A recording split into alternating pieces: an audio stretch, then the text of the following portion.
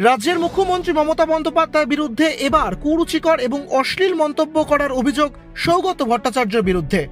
নীলাঞ্জন দাস তৃণমূলের সমাজ মাধ্যম সেলের সদস্য তথা রাজ্য সাধারণ সম্পাদক এই অভিযোগ করেছেন সমাজ মাধ্যমে। সৌগত ভট্টাচার্যের লেখা পোস্ট এবার নিজে এক্স হ্যান্ডেলে পোস্ট করেছেন নীলাঞ্জন দাস। প্রথমার্ধে রামকৃষ্ণ মিশন এবং পরে প্রেসিডেন্সিতে পড়াশুনো সেই সৌগত ভট্টাচার্য এবার রাজ্যের মুখ্যমন্ত্রী মমতা বন্দ্যোপাধ্যায়ের বিরুদ্ধে একাধিক অবমাননাকর মন্তব্য করেছেন বলেই অভিযোগ উঠেছে। আর এই অভিযোগের ভিত্তিতে এবার লালবাজারে সাইবার শাখায় অভিযোগও দায়ের করা হয়েছে তৃণমূলের তরফে।